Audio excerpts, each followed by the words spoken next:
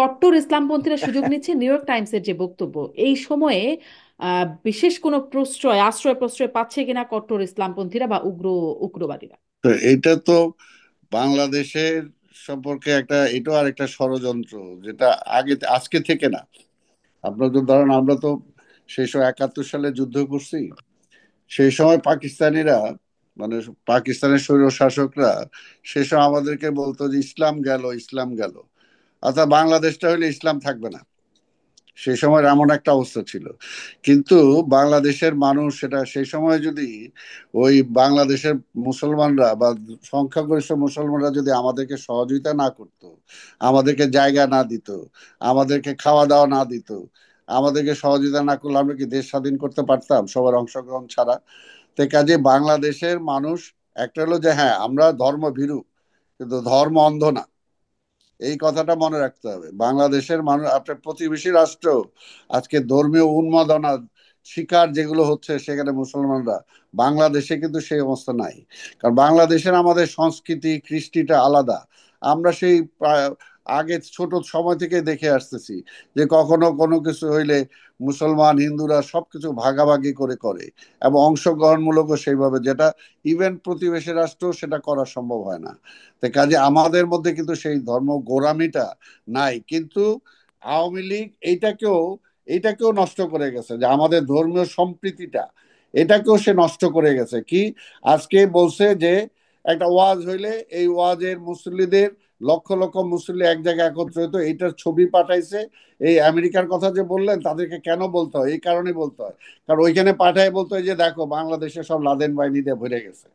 অর্থাৎ ধর্মটাকে নিয়ে রাজনীতি করা, এইটাও কিন্তু আওয়ামী লীগ করে গেলে, এইটাতেও আমাদের সেই বিনষ্টটা করে গেছে আওয়ামী লীগ, আজকে সেই সময় ফ্যাসিবাদ। তো এই কারণে বলবো যে বাংলাদেশের মানুষ দেন তাতে কি যে ওয়াজ বন্ধ করে দিছে। গত আওয়ামী লীগের আমলে আজকে যে বিভিন্ন সামাজিক যে সমস্ত অঘটন ঘটতেছে, আজকে দেখেন ছোট ছোট শিশুরা আজকে মানে ইসে শিকার হচ্ছে, তাই না? পাশবিক শিকার হচ্ছে। আজকে যখন একটা এলাকায় ওয়াজ হয়, সেই ওয়াজের মধ্যে দিয়ে যখন সাধারণ মানুষের মধ্যে তার ওই পরকালেরটা নিয়ে আসে, দোজকেরটা নিয়ে আসে, কবরের আযাবটা নিয়ে আসে, মিথ্যা বলে, এগুলো সাইকোলজিক্যালি কিন্তু একটা এফেক্ট করে। আজকে এইগুলোকে পর্যন্ত ধ্বংস করে দিছে, তাই না? আজকে ছাত্র সমাজরে আজকে কোথায় নিয়ে গেছে, আজকে যুবকরে আজকে কোথায় নিয়ে গেছে। আজকে আমার সীমান্তের কাছাকাছি কত মাইল জুড়ে আপনি দেখবেন যে আজকে মাদকের যে ছড়াছড়ি, অর্থাৎ সবকিছুকে, যে আমার টোটাল সবকিছুকে ধ্বংস করার জন্য যে প্রক্রিয়া, এবং সেইখানে ধর্মকে ব্যবহার করে তারা পুরোপুরি করছে, যে ধর্মীয় এখানে আনা। ওই সময় আমরা বিএনপি আসলে এটা চলে আসবে। আপনি বলেন, শাপলা চত্বরে যে অমানবিক ঘটনা ঘটাইছে আওয়ামী লীগ, আজকে বাংলাদেশ না, আজকে সারা বিশ্বের আজকে কতটুকু মানবিক কারণে সেটাকে সেইভাবে হাইলাইট হয়েছে, হয় নাই? এটা হলো বাস্তব। কাজে বাস্তবতাটা মানতে হবে। কিন্তু বাংলাদেশের মানুষ যে কখনো মানে ওই রকম অমানবিক হয় না। ধর্মীয় আজকে মুসলমান হইলেই কিন্তু খারাপ কিন্তু হয়ে আপনি যাবে, জনাব আব্দুল সালাম কিন্তু ওয়াজের এটাকে কথা তারা বলছেন, বিকৃতভাবে চেষ্টা করছে বলার জন্য। ওয়াজে যখন আমরা শুনতাম নারীর প্রতি বিদ্বেষমূলক কথা বলা হচ্ছে, এমনকি নারীরা দুজন নারীকে দেখা গেছে যারা কিনা আসলে হিজাব পরিহিত বা বোরখা পরিহিত, তাদেরকেও বলা হচ্ছে যে নারীরা এখানে কেন আসছে, ওয়াজ হারাম হয়ে যাচ্ছে, এরকম বক্তব্য আসছে। ওয়াজে যখন মানে বা এরকমটি বলা হচ্ছে যে নারীরা যদি মাহরাম ছাড়া বের হয় তখন তাদের ধর্ষণের দায়টা তাদের উপরেই গিয়ে বর্তাবে, বা মানে ইসলাম প্রতিষ্ঠিত করতে হবে, দরকার হলে কতল করতে হবে, এরকম কথাবার্তা যখন ওয়াজে হামেশা হচ্ছে, আচ্ছা তখন আসলে আচ্ছা এগুলোও আচ্ছা, তো হচ্ছে না। আপনাকে আপনাকে আমি উল্টা প্রশ্ন করি, তো ওয়াজ বন্ধ করে দেখে হেজাব কমাইতে পারছেন? বাংলাদেশে এখন মহিলারা হেজাব পরাটা কমে গেছে? কেন সেটা তো কমবে? কমে নাই। শোনেন, হ্যাঁ। বিষয়টা হলো এইখানে কিছু কিছু বক্তব্য যারা থাকতে পারে কিন্তু এটার জন্য আপনার জেনারেল একটা সব বন্ধ করে দিবেন, তাহলে তো সেটা হয় না, তাই না? আজকে যে রাজনীতি, যে আজকে যে এটা প্রশ্ন আসছে যে রাজনীতি নিষিদ্ধ হবে কিনা, ও নিষিদ্ধ তো এরকম আওয়ামী লীগও করছিল, শেখ মুজিবুর সব রাজনৈতিক দল নিষিদ্ধ করে দিছিল। নিষিদ্ধ করার কারণে আন্ডারগ্রাউন্ড পলিটিক্স বেড়ে গেছিল, মানুষ হাতে অস্ত্র তুলে নিছিল, তাই না? ওই সময় তো আওয়ামী লীগের বিরুদ্ধে আমরাই তুলে নিয়েছিলাম। তো এটা তো সমাধান না। এর জন্য বিষয়টা হলো, আমি যেটা আবার বলবো, যে আপনি জনগণের উপরে ছেড়ে দেন। বাংলাদেশের মানুষ কখনো ফ্যানাটিক না।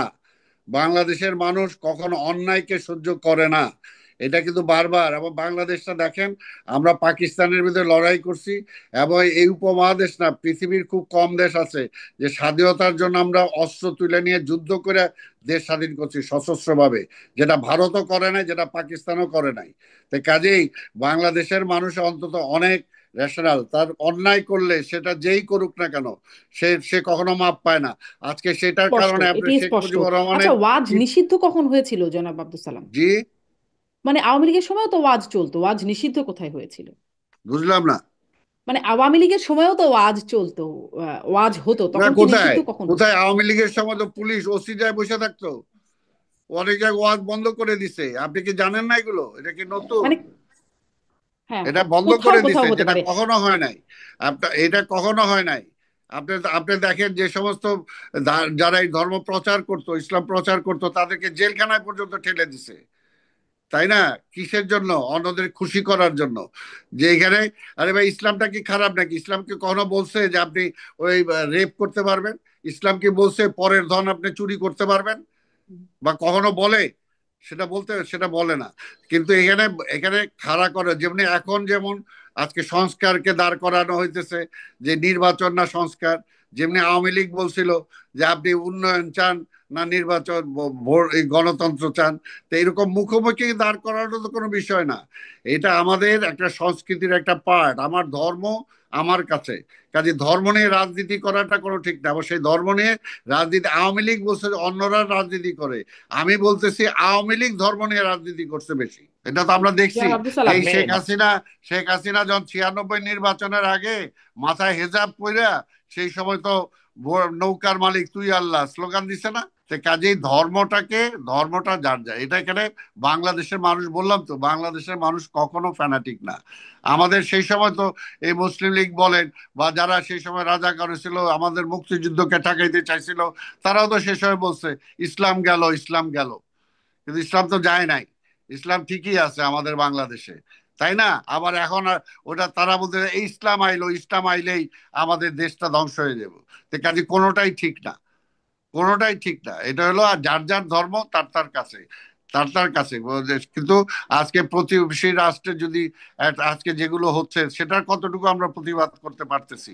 আজকে অন্যায়ভাবে বলতেছে যে আমার দেশে এখানে মানে হিন্দু ধর্মের উপর অত্যাচার করা হইতেছে। কোথায়? এই সরকার আসার পরে এই গত যে পূজা যেটা হয়েছে, সেই পূজায় আমাদের নেতা তারেক রহমান সাহেব বলছে প্রত্যেকটা কর্মীকে সেখানে পাহারা দিতে হবে, আবার দেওয়া হয়েছে। এইরকম শান্তিপূর্ণ পূজা কোনোদিন হয় নাই। অথচ সেখানে পার্শ্ববর্তী রাষ্ট্রতে প্রচার করা হইতেছে যে এখানে সব অস্ত্র, মানে রক্তের হোলি খেলা নাকি হচ্ছে। তো এগুলোই ষড়যন্ত্র। এই জন্যই বলতেছি, এই ষড়যন্ত্র থেকে বাঁচার একটাই মাত্র পথ, জনগণের কাছে ফিরে যাওয়া, জনগণের ম্যান্ডেট নেওয়া। জনগণ কি চায় সেটার জন্য এই নির্বাচনটা দিয়ে কনক্লুশনে দেন, এসে পৌঁছেছেন, তাহলে মানে নির্বাচন নির্বাচন। দিয়ে দিলেই ঠিক হয়ে